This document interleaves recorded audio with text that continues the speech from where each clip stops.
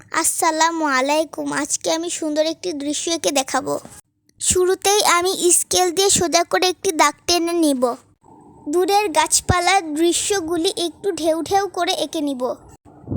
আপনারা একটু লক্ষ্য করলে বুঝতে পারবেন আমি কিভাবে আঁকছি। এখন আমি পাহাড় এঁকে নিব। পাহাড়টি ত্রিভুজের মতো এঁকে নিতে হবে।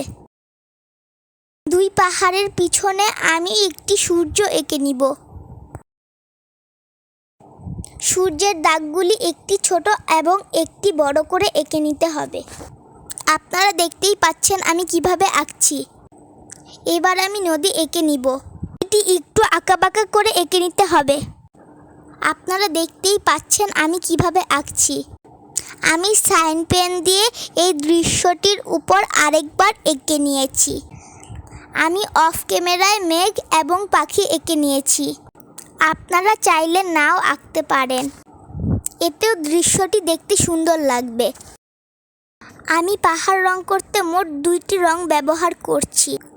আমি পাহাড়ের উপরের অংশে গাঢ় নীল রং এবং নিচের অংশে আকাশি রং ব্যবহার করছি। আমি অপর পাশের পাহাড়টিও সেম একইভাবে রং করে নিচ্ছি। রং করার সময় লক্ষ্য রাখতে হবে রং যেন বর্ডারের বাইরে না চলে যায়।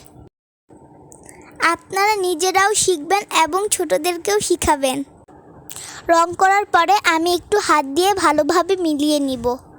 সূর্য রং করতে আমি হলুদ কালারের রং ব্যবহার করব এবং সূর্যের চারপাশেও আমি হলুদ রং করে নিব।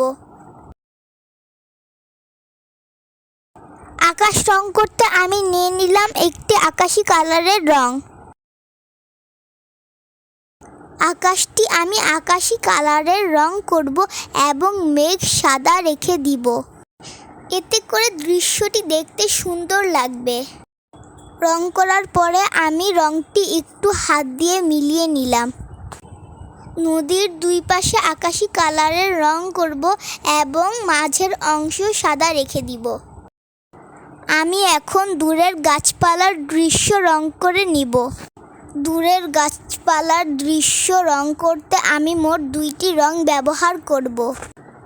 উপরের অংশটুকু হালকা সবুজ রং এবং নিচের অংশটুকু গাঢ় সবুজ রং করে নিব। নিচের অংশটুকু রং করতে আমি মোট 2টি রং ব্যবহার করব। অর্ধেক গাঢ় সবুজ রং করে নিলাম। বাকি অর্ধেকটুকু আমি টিয়া কালার করে নিব।